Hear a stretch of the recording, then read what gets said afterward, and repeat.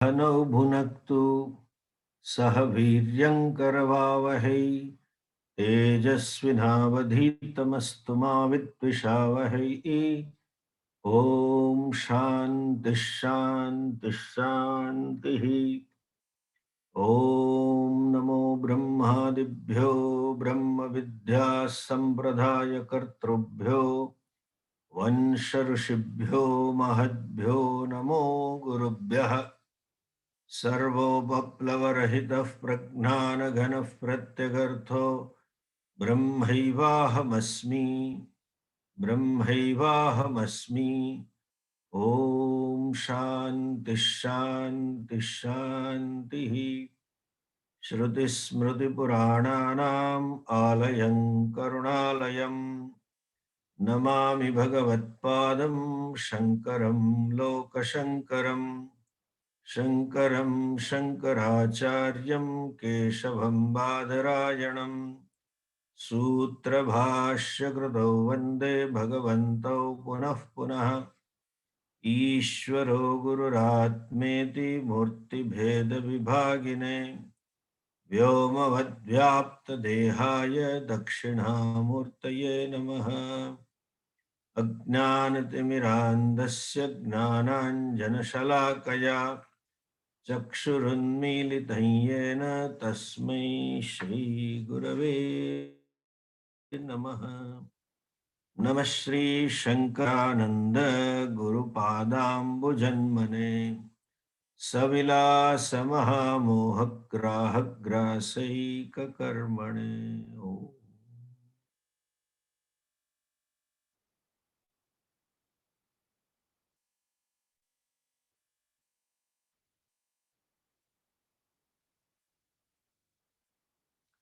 पंदरमो श्लोक जरा આપણે પારાયણ કરશું।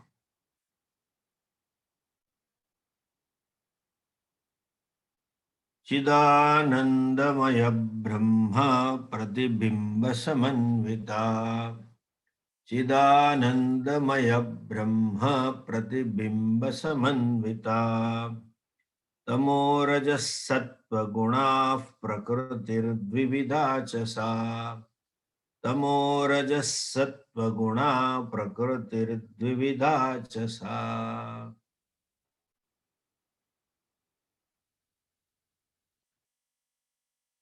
અહીંયા હવે એક પ્રક્રિયાની વાત કરે છે।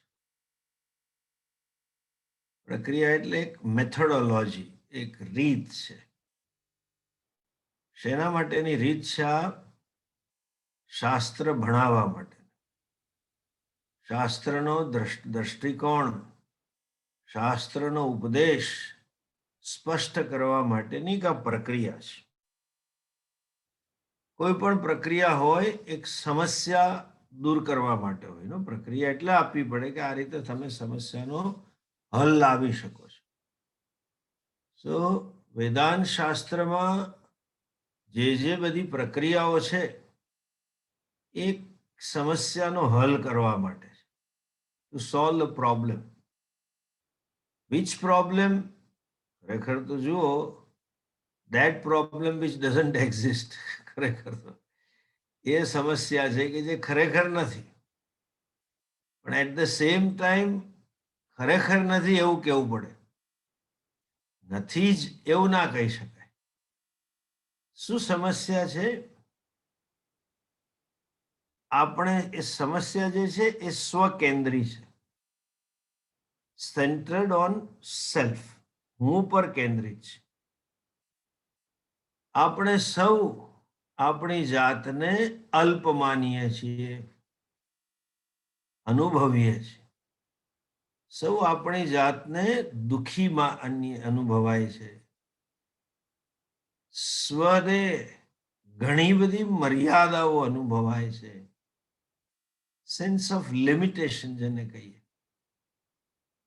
સેન્સ ઓફ સ્મોલનેસ જેને કહીએ, એ હંમેશા માણસને અનુભવાતી હોય છે।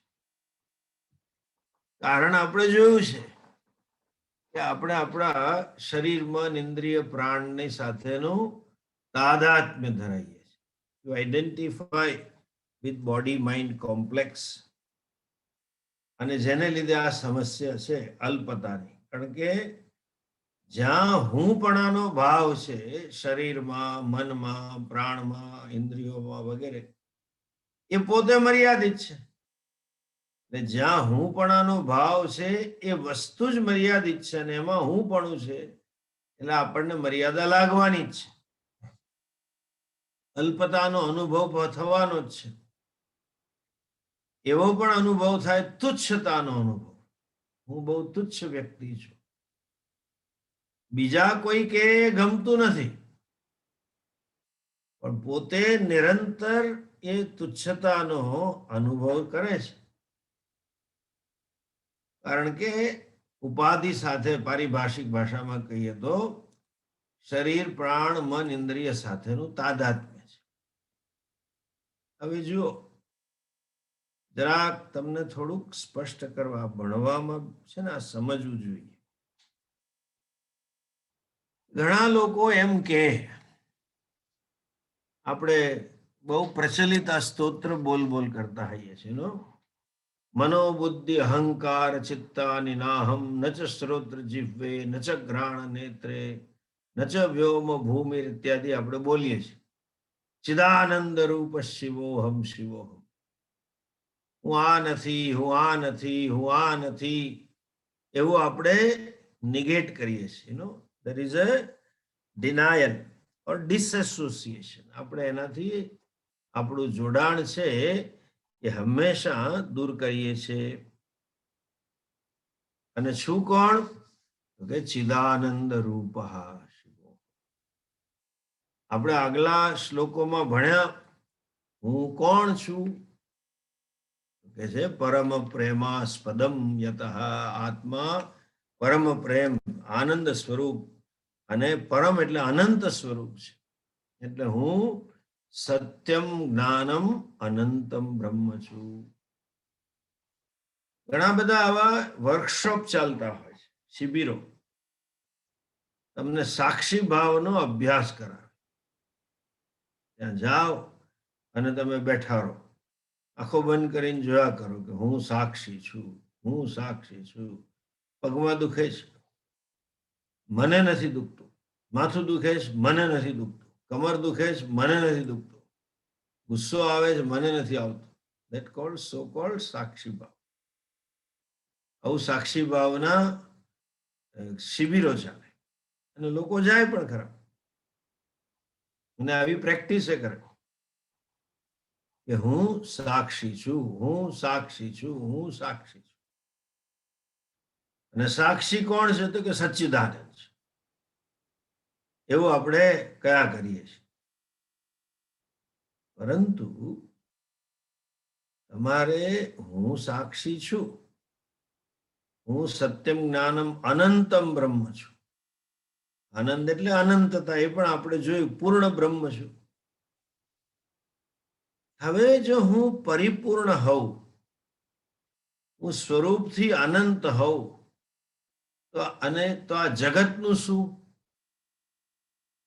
હું સાક્ષી છું, તો આ જગત કેવું છે મારા માટે?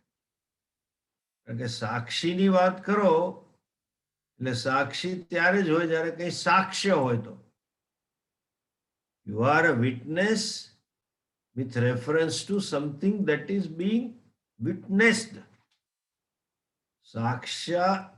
સાક્ષીનું પદ આપણને ત્યારે લાગે જ્યારે કશુંક સાક્ષ્યને આપણે સાક્ષી ભાવથી જોતા હોઈએ. તો સાક્ષી કોનો? તો કે મનોબુદ્ધિ અહંકારનો, ને નચ વ્યોમ વાયુ, બધું જ, આકાશ, વાયુ, અગ્નિ, પંચમહાભૂત, આખા જગતનો સાક્ષી. જો આ વિરોધાભાસ અહીં સમજો. હું આખા જગતનો સાક્ષી છું, શરીર, માન, પ્રાણ, બુદ્ધિ, ઇન્દ્રિય બધાનો છું, અને હું ચિદાનંદ રૂપ છું. તો આ જગત શું છે? સાક્ષ્ય. અને જો હું આનંદ સ્વરૂપ, આનંદ એટલે અનંતતા, જો મારું સ્વરૂપ હોય, પૂર્ણતા મારું સ્વરૂપ છે, બરાબર? તો એ પૂર્ણ આત્માને આ જગત સાથેનો શું સંબંધ છે, જગતની બધી વસ્તુઓ સાથેનો શું સંબંધ છે?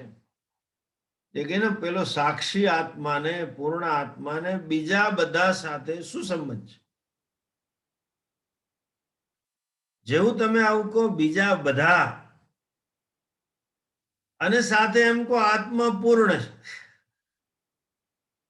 સાથે સાથે આપણે એમ કે આત્મા અનંત છે. અનંતતા અદ્વિતીય જ હોય, પૂર્ણતામાં કઈ બે પાંચ ના હોય. Infinity, there cannot B many infinity. થોડું ગણિત ભણ્યા હો તો ખબર હશે, અનંતતા વત્તા અનંતતા બરાબર બે અનંતતા નથી થતી, અને બે અનંતતા ગુણ્યા બે અનંત, એક અનંતતા ગુણ્યા 10 અનંતતા, 1 infinity multiplied by 10 infinity doesn't become 10 infinity. It is infinity is infinity. જો આત્મા ચૈતન્ય સચ્ચિદાનંદ હોય, આનંદ એટલે પૂર્ણતા, અનંતતા હોય, એટલે આત્મા સચ્ચિત અનંત છે, સત્યમ જ્ઞાનમ અનંત છે. તો બીજું એટલે શું? હું સાક્ષી છું એ સમજી શકાય, સહેલું છે કે હું આ શરીરનો સાક્ષી છું, મનનો આંખો બંધ કરીએ જોઈએ સમજ્યા. પણ જે દેખાય છે બીજું બધું જગત, એનું શું? એની સાથે મારો શું સંબંધ છે? આ વસ્તુ સ્પષ્ટ નથી હોતી, અને એ સમજાઈ નથી, એટલે જ ઈશ્વરની કલ્પના કર્યા બધા, અને પાછું ઈશ્વરને ક્યાંક બેસાડી દે, કોઈ રૂપ વિશેષ અને કોઈ સ્થાન વિશેષ ઈશ્વરને આપે, અને પછી એમ કે કોઈ ક્રિયા વિશેષ કરનારો ભગવાન છે, એટલે ભગવાન આવું કરે, આમ કરે, તેમ કરે, ભગવાન દયાળુ છે, ભક્ત રક્ષક છે, વગેરે વગેરે કરે. Now, if it is limitless, there cannot be anything other. બીજાની કોઈ સંભાવના જ નથી જો અનંત હોય તો. આત્મા અનંત હોય તો બીજું હોઈ જ ના શકે કોઈ પણ પ્રકારે. અને જો બીજું કંઈ હોય તો એ કેવા પ્રકારનું છે સમજવું પડે. તો હું સાક્ષી છું, પણ જે સાક્ષી જો અનંત હોય તો એને બીજું કશું હોય જ નહીં અનંતતામાં. તો સાક્ષી શેનો? સાક્ષીપણાનું પદ મને શા માટે મળ્યું? કે તમે સાક્ષી જેવું શા માટે કહેવામાં આવ્યું? જો હું અનંત હોઉં તો.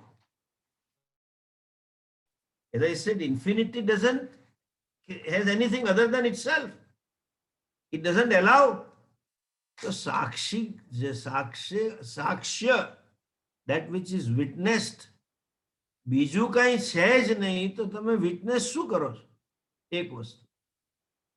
બીજું આત્મા જે છે, જે કહ્યું તેમ અનંત છે, અને બીજું કાંઈ નથી, તો પછી એનો સંબંધ શું છે જગત સાથે?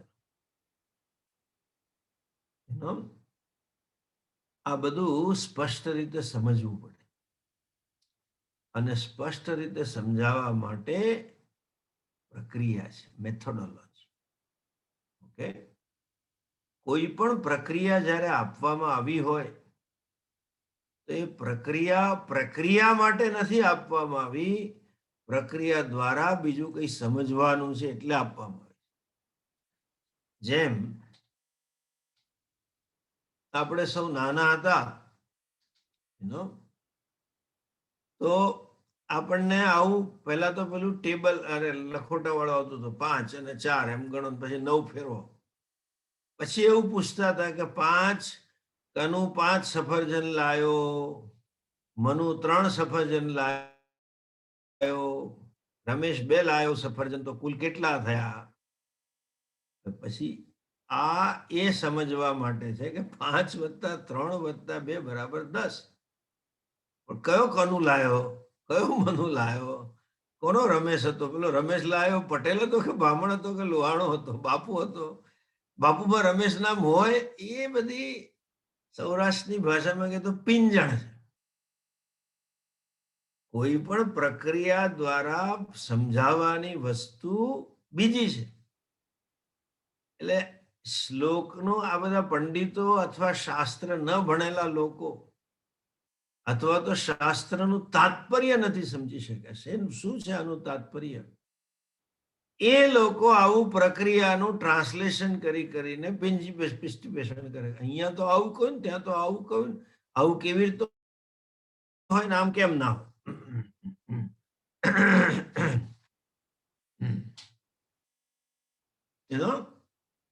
આમ છે ને તેમ છે. કારણ કે પ્રક્રિયા માટે ઝઘડે છે, પ્રક્રિયાની ચર્ચા કરે છે, પણ પ્રક્રિયાનું તાત્પર્ય બીજું છે.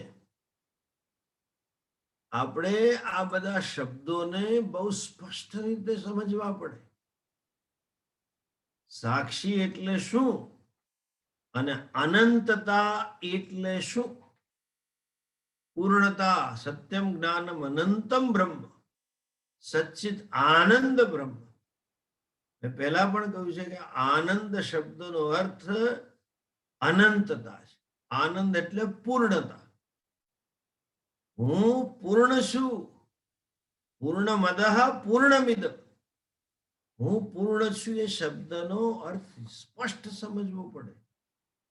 હું ચૈતન્ય સ્વરૂપ છું, ચિદાનંદ રૂપ છું. એ ચિદાનંદ એટલે શું એ સ્પષ્ટ સમજવું પડે આપણે. જો એ હજુ સમજ્યા ના હોઈએ અને એના પર ચિંતન મનન ન કર્યું હોય ત્યારે જ ગેરસમજ ઊભી થાય. બાકી સ્વરૂપ તો છે જ મારું પૂર્ણ બ્રહ્મ. સ્વરૂપમાં અને જે સ્વતઃ સિદ્ધ છે, ગેરસમજ કેમ ઊભી થાય? દર્શનો બધા.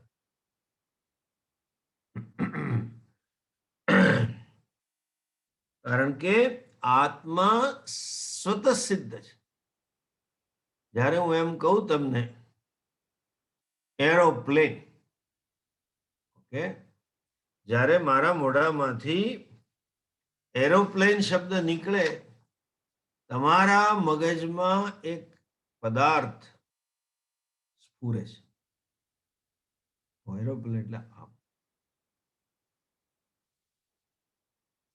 હું એમ કહું મોબાઈલ ફોન, તમારા મનમાં એક પદાર્થ બીજો દેખાશે કે મોબાઈલ એટલે આવો હોય, મોબાઈલ એટલે આમ હોય. કરેક્ટ? એમ કહું ગાડી એટલે તમને આવો ખ્યાલ હોય, મોટર એટલે આવી હોય, ચાર પૈડા હોય, બેસવાની સીટ હોય વગેરે. રિક્ષો, ખબર પડે રિક્ષા એટલે આમ. ફટફટ છકડો, આપણો ટિપિકલ કાઠિયાવાડનો 3 પૈડા વાળો, ભટ ભટ ભટ ભટ ભટ. સંવિધાનજી એમને બહુ જોકમાં બહુ આવતું હતું. હું કહું ગુલાબ, હું કહું આઈસ્ક્રીમ, સચ્ચિદાનંદ, બ્લેક. સચ્ચિદાનંદ આજકાલ તો નામ હોય છે સચ્ચિદાનંદ, એટલે પેલો બૂમ પાડે, હે મને કહ્યું. કદાચ તમારું નામે સચ્ચિદાનંદ રાખીએ અને કદાચ ના રાખો તો કોઈ ગુરુજી પાસે ભણ્યા કે ગુરુજી આવું ગોખાયું હોય, હું કોણ છું? સચ્ચિદાનંદ. જ્યારે કોઈ તમને કોઈ પૂછે તમે કોણ, તો કહેજો સચ્ચિદાનંદ. અને પછી કોઈ ફોન કર્યું, કોણ? સચ્ચિદાનંદ. આપણે કહીએ it is just the word. એ શબ્દ છે, એ શબ્દને અનુરૂપ વૃત્તિ તમારા મનમાં, વિચાર, જ્ઞાન એને અનુરૂપ મનમાં થતું નથી. શબ્દ બોલાય છે, ગુલાબ બોલાય તો ખબર પડે છે, આઈસ્ક્રીમ બોલાય તો ખબર પડે છે, ગાડી બોલાય તો ખબર પડે છે, જે બોલો એમાં ખ્યાલ આવે છે. પણ સચ્ચિદાનંદમાં કઈ ખ્યાલ નથી આવતો. એક વસ્તુ, એના માટે આપણને ઉલટું કન્ફ્યુઝન થાય છે, કેવી રીતે હું હોઉં. સમજવાનું એ છે સાક્ષી જે છે અને જે જગત છે સાક્ષ્ય, that which is seen, that which is witnessed, that which is objectified, જેનું તમે વિષયકરણ કરો, વિષયકૃત થઈ શકે એવું છે, જે તમે જોઈ શકો છો એ જગત. હવે એ જે જગત છે એ આત્માથી કે સચ્ચિદાનંદથી કેટલું દૂર છે?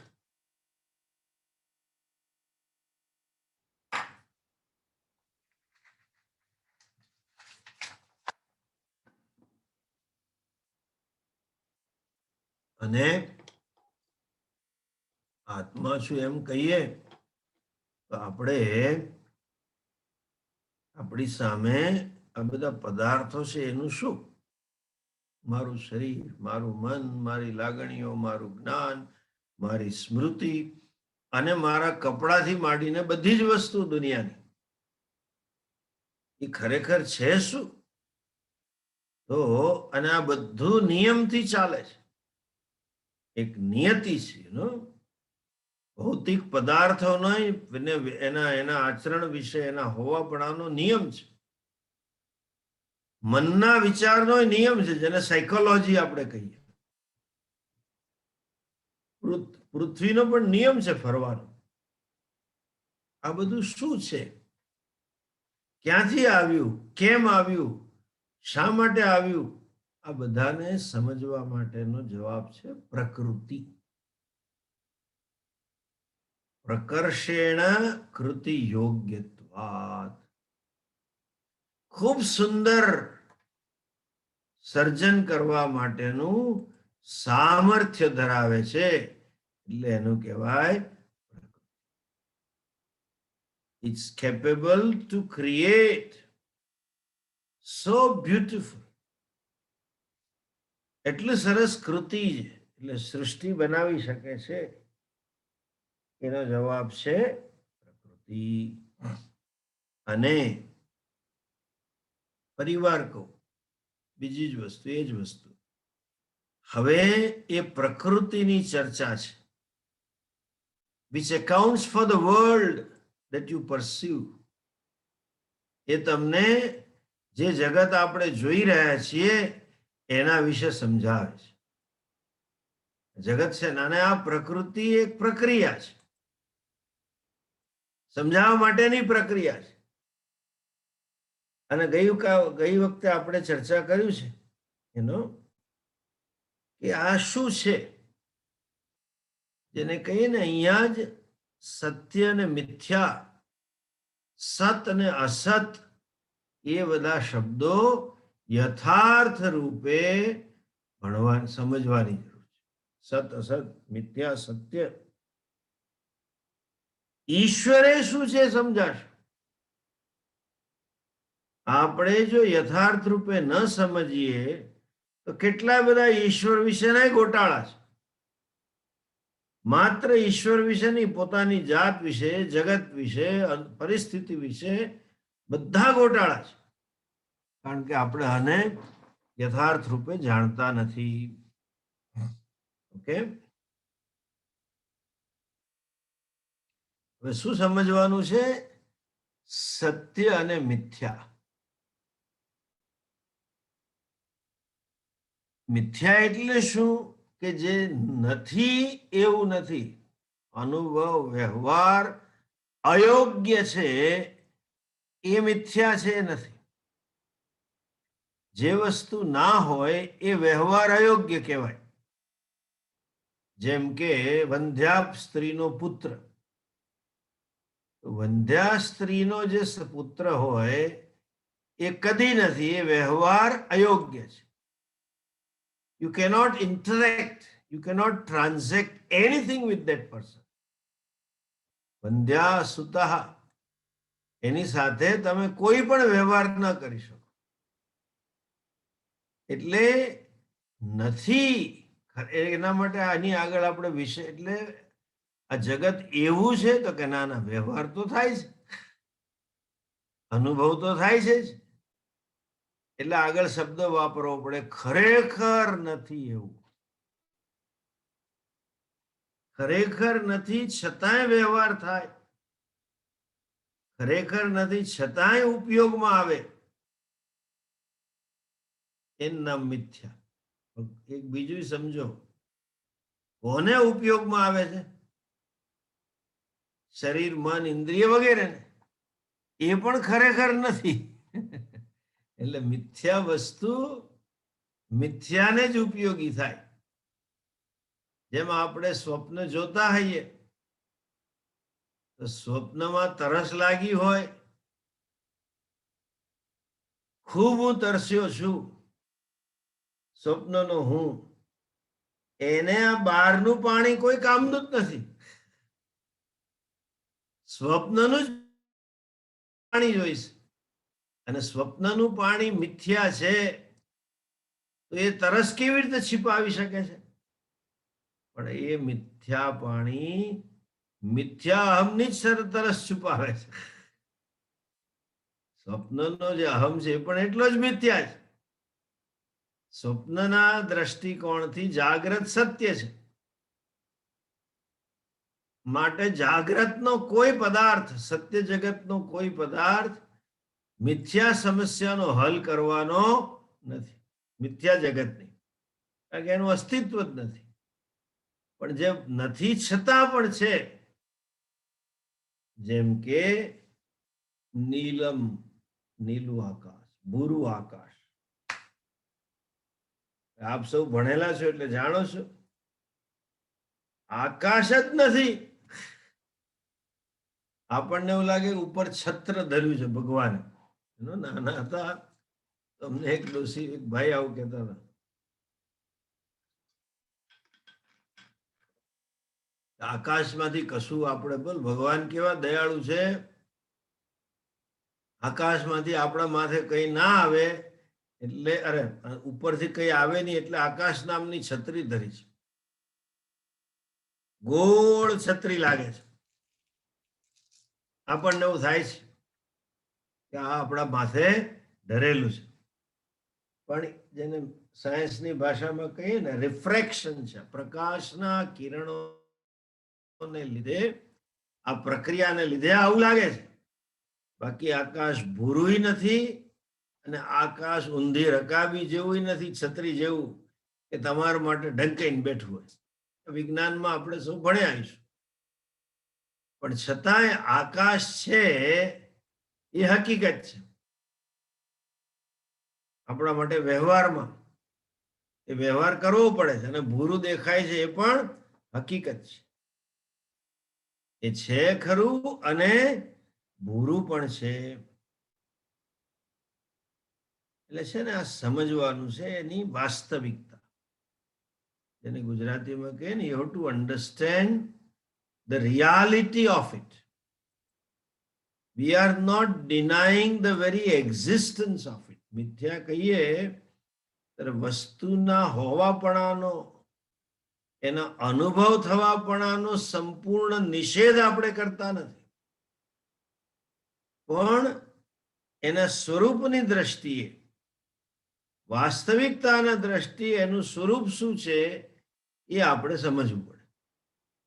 અને એ જ વસ્તુ ઈશ્વરને લાગુ પડે છે. આપણે, મેં શરૂઆતમાં જ કહ્યું કે આપણી જાતને આઇસોલેટેડ, લિમિટેડ માનીએ છીએ, પરિચ્છિન્ન, અલ્પ, નિકૃષ્ટ માનીએ છીએ. અને એમાંથી જ, આ અણસમજમાંથી જ ઈશ્વરની પરિકલ્પના ઉભી થઈ કે ભગવાન છે, મારો રક્ષક છે, મુશ્કેલીમાં પડખે રહેશે, વગેરે વગેરે. જે કંઈ મગજમાં ખ્યાલ હોય સંપ્રદાય પ્રમાણે, પોતાના ઉછેર પ્રમાણે એ બધો ખ્યાલ લઈને ફરે છે. બરાબર છે. એ પરિચ્છિન્નતા છે માટે આપણે ઈશ્વરને શરણે જઈએ. હવે જો મારું સ્વરૂપ સચ્ચિદાનંદ હોય ને અનંત હોય, તો જેમ હમણાં કહ્યું તેમ જગત ખરેખર છે જ નહીં, એ મિથ્યા છે, તો ઈશ્વર પણ શું થાય? હું જયારે એમ કહું કે ઈશ્વર મિથ્યા છે ત્યારે એના અસ્તિત્વનો અસ્વીકાર નથી કરતો. Please don't misunderstand. એ છે જ નહીં એવું નથી કહેતો.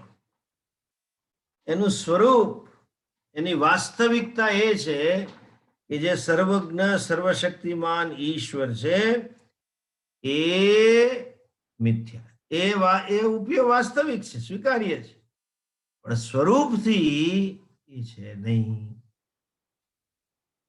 રૂપથી એ માત્ર ને માત્ર સચ્ચિદાનંદ છે, એના સિવાય બીજું કાંઈ નથી. ઈશ્વર જ બ્રહ્મ છે.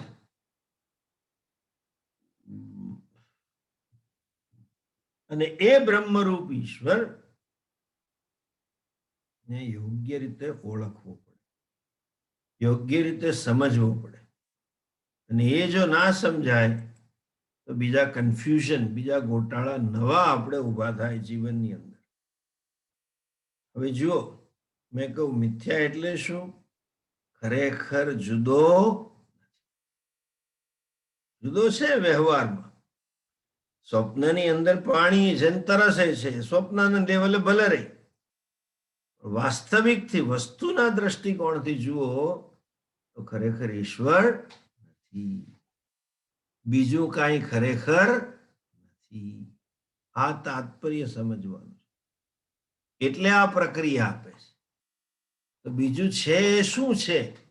તો એને શાસ્ત્રની ભાષામાં કહું, જે છે એ મિથ્યા છે. મિથ્યા છે તો મને કેમ દેખાય છે? કારણ કે આંખે મિથ્યા છે. જોવા વાળી આંખ પણ એટલી જ એની રિયાલિટી, એની વાસ્તવિકતા, એનું સ્વરૂપ પણ એટલું જ છે. અને એટલા માટે એના વ્યવહારના સ્તરે એ રહેવાનું છે. આનું તાત્પર્ય એ છે, સાક્ષ્ય મેં કહ્યું કે મારાથી જુદું છે. અને ઘણા બધા લોકો ઉત્સાહમાં કે જગત નકામું છે, જગત માયા છે, જગત બાંધે છે, જગતને આમ ઘૃણા ઊભી કરે એટલું બધું વર્ણન કરતા. એવું નથી. આપણે એવું કહેતા જ નથી. આપણે તો કહીએ છીએ જગત એ પૂજ્ય છે, માતાના સ્થાને. જગત કેમ પૂજ્ય છે? કારણ કે જગત જેમાંથી આવ્યું એનાથી જુદું. એટલે સ્વામીજીનો દાખલો છે ને કે એ આ પછી કહું, પણ આ જગતમાં એક નિયતિ છે, ઓર્ડર છે. એને કોઈ ચલાવે છે અને નિયતિ પ્રમાણે ઉત્પત્તિ, સર્જન, વિકાર બધું થયા કરે છે. અને એનો કોઈ નિયામક હોવો જોઈએ. નિયામકને ઈશ્વર કહીએ. હવે એનું આ નિયામકપણું આવ્યું ક્યાંથી? જેનું એને નિયંત્રણ કરવાનું છે એ જગત ના આવ્યું હોત તો નિયામકપણું આવતે નહીં ને. આ તો પેલા છોકરા જેવું છે. છોકરાને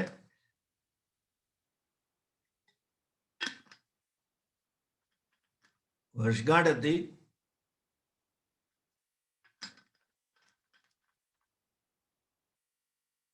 અને પપ્પાને કહે છે કઈ ગિફ્ટ આપો, પપ્પા થયા છે તો.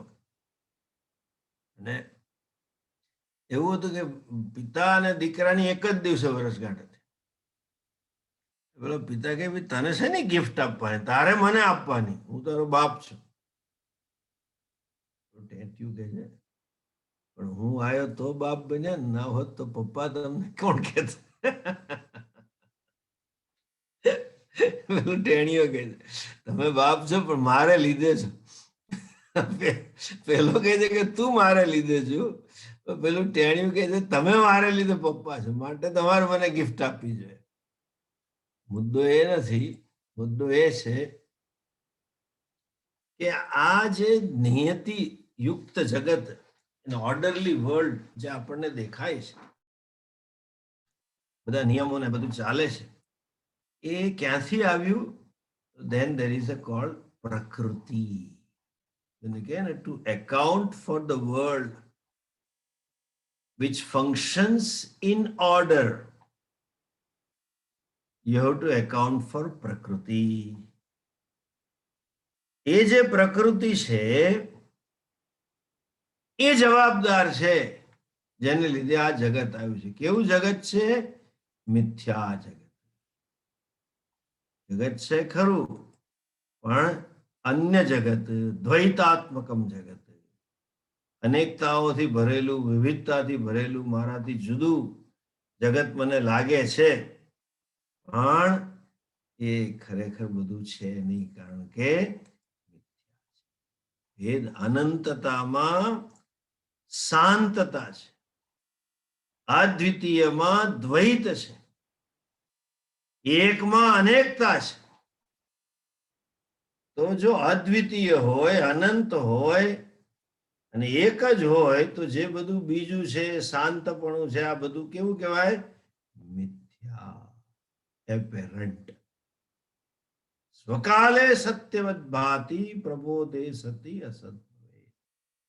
પોતાનો કાળ છે ત્યાં સુધી સાચું જ લાગે, પણ ખરેખર જ્ઞાન થાય ત્યારે ખબર પડે કે આ બધું અસત છે. પ્રબોધે સતી અસત ભવેત. આ પ્રકૃતિ જવાબદાર છે. એના માટે આ નિયમનો, જે નિયતિઓ છે, કે ભાઈ નદી પણ એની મર્યાદામાં રહે, પહાડો પણ ખસે નહીં, વગેરે વગેરે. જે ગઈકાલે પણ થોડું કહ્યું હતું કે સાયકલ, ઓક્સિજન સાયકલ ને નાઇટ્રોજન સાયકલ ને વોટર સાયકલ ને જે આપણે વિજ્ઞાનમાં ભણીએ છીએ, એ બધી નિયતિ ચલાવનાર, જેનો એક નિયતિ ઉભો કરવો, એને ચલાવવું અને પોતે નિયતિ રૂપે છે, in the form of order, by creating the order and implementing or sustaining the order. એ કોણ છે એના રૂપે? તો કે ઈશ્વર. એ જ બ્રહ્મ છે. એ બ્રહ્મ જ્યારે આ પ્રકૃતિ સાથે સંલગ્ન હોય ત્યારે એને નામ પાડ્યું ઈશ્વર. બાકી છે શું? બ્રહ્મ જ છે. અને એની જે આ પ્રકૃતિ છે એનો એને કે ક્રિએટિવ પાવર, એ એનાથી જુદી નથી અને પ્રકૃતિથી ઈશ્વર જુદો નથી, પણ ઈશ્વરથી પ્રકૃતિ જુદી છે. જગત કરતા જગતથી જુદો છે. સર્વવ્યાપી હોવા છતાં પણ એ જગતથી જુદો છે. કેમ જુદું છે? કારણ કે આ જે સૃષ્ટિ છે એ સૃષ્ટિ મિથ્યા છે, વાસ્તવિક સૃષ્ટિ નથી. એની શક્તિ એ પણ મિથ્યા છે. અને આ કેવું છે જગત?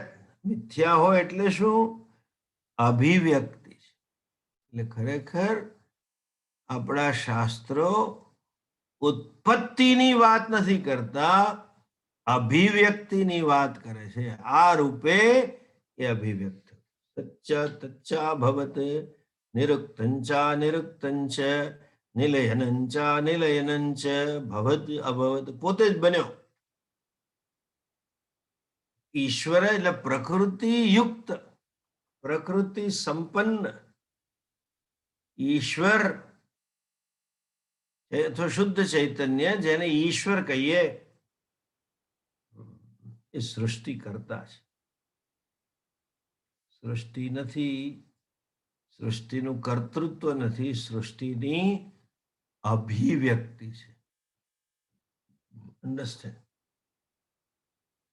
ઈશ્વર સૃષ્ટિ, આપણા શાસ્ત્રની દ્રષ્ટિમાં સૃષ્ટિ બની નથી, સૃષ્ટિ રૂપે ઈશ્વર પ્રગટ થયો.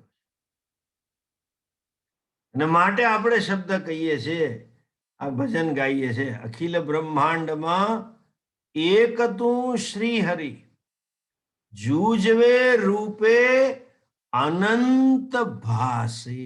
બને નહીં, બન્યો નથી, ભાસે છે. એટલે જે સૃષ્ટિ છે એ ખરેખર ઉત્પત્તિ નથી, પણ અભિવ્યક્તિ છે. Okay, it is not creation, it is manifestation. એટલે એ જગત કારણ બ્રહ્મ અથવા તો એ સચ્ચિદાનંદ આત્મા, પરમ બ્રહ્મ આત્મા, એ આત્મા જ્યારે એની પ્રકૃતિ અવ્યક્ત છે, અવ્યક્ત પ્રકૃતિ છે, એ ડોર્મન્ટ છે, જેને કહે ને સુષુપ્ત અવસ્થાની અંદર છે પ્રકૃતિ, અને એ જ્યારે જાગ્રત અવસ્થાને કરે, પ્રકૃતિ એક્ટિવાઇઝ થાય, ત્યારે સૃષ્ટિનું સર્જન થાય છે. અને ફરી પાછી પ્રકૃતિ ડોર્મન્ટ થઈ જાય, ફરી પાછી સૃષ્ટિનો લય થાય. અવ્યક્તાદ વ્યક્ત સર્વાહ પ્રભવંતે હરાગમે રાત્રાગમે પ્રલીયંતે તત્રૈવ અવ્યક્ત સંજ્ઞકે. આ સાયકલ છે. અવ્યક્ત અવસ્થાથી વ્યક્ત અવસ્થા, વ્યક્ત અવસ્થામાંથી અવ્યક્ત અવસ્થા, કારણ અવસ્થામાંથી કાર્યાવસ્થા, કાર્યાવસ્થામાંથી પાછી કારણ અવસ્થા, ફરી પાછી કારણમાંથી કાર્યાવસ્થા. એ બધું ચાલ્યા જ કરે છે. એ અવ્યક્ત શક્તિ પ્રચ્છન્ન રહી હોય એનામાં, એ ચૈતન્ય સાથે યુક્ત હોય ત્યારે એમ કહી શકાય કે શું, એ ઈશ્વર છે અને જેને લીધે એ આખી સૃષ્ટિ સર્જી શકે. પ્રકૃતિ અને ઈશ્વરનો સંબંધ કેવો છે આગલી વખતે સમજાયું હતું. B is A but A is not. પ્રકૃતિ એ જ ઈશ્વરની અભિવ્યક્તિ છે.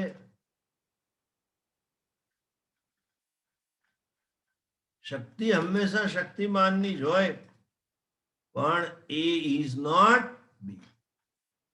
ઈશ્વર પ્રકૃતિ નથી.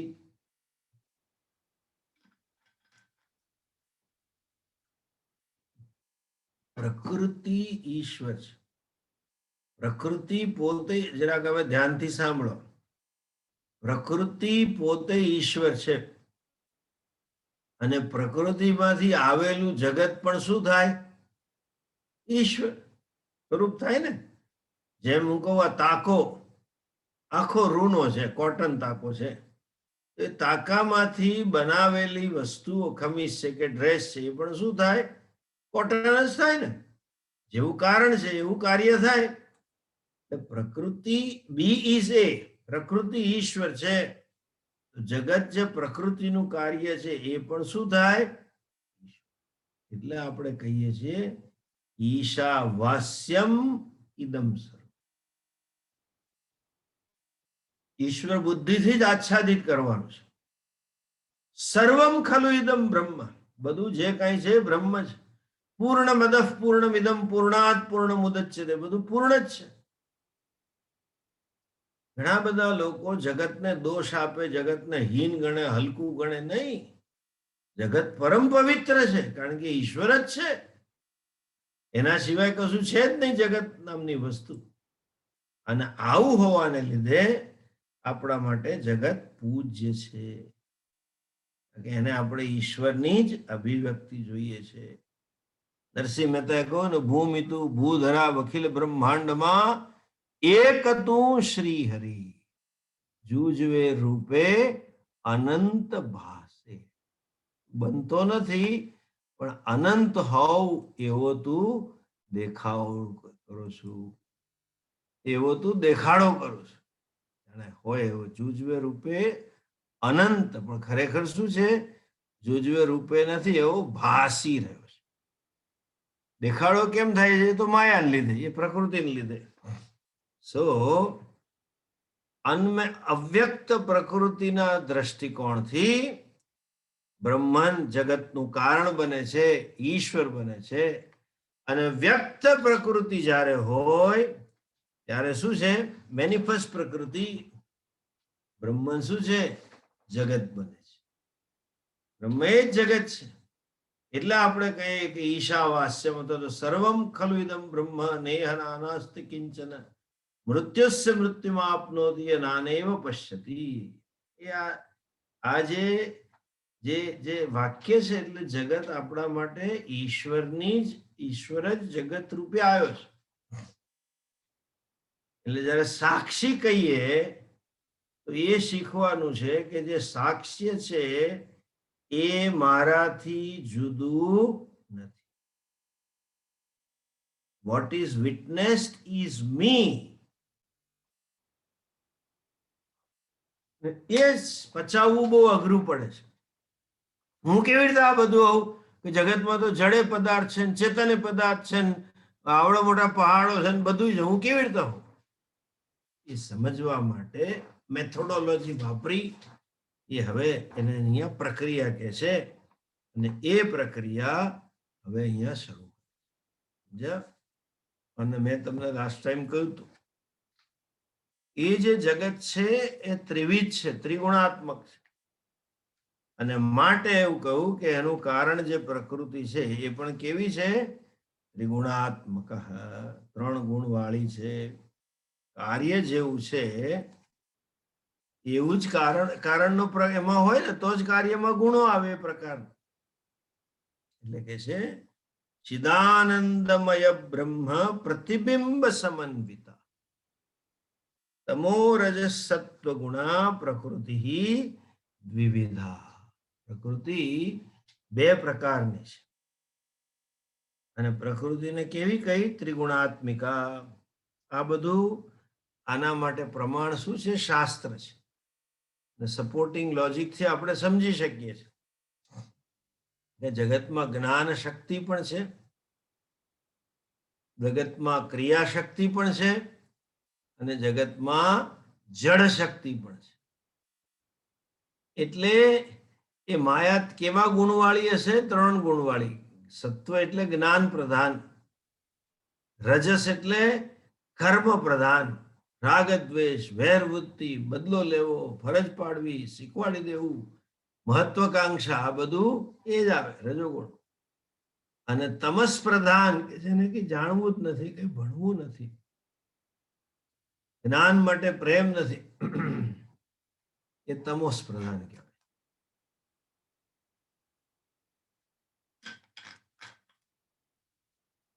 એટલે કહું ત્રિધા પ્રકૃતિ. પ્રકૃતિ કેવી છે? તમો રજસ સત્વ ગુણા પ્રકૃતિ. તમસ રજસ અને સત્વ જેનું સ્વરૂપ છે એ પ્રકૃતિ છે.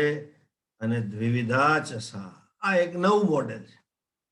એ પ્રકૃતિ 2 પ્રકારની છે.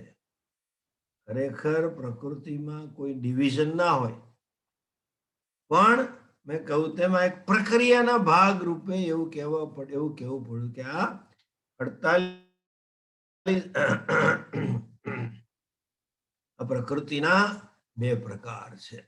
દ્વિધા પ્રવિભજ્યતે. હવે જો શ્લોક. ચિદાનંદમય બ્રહ્મ પ્રતિબિંબ સમન્વિતા.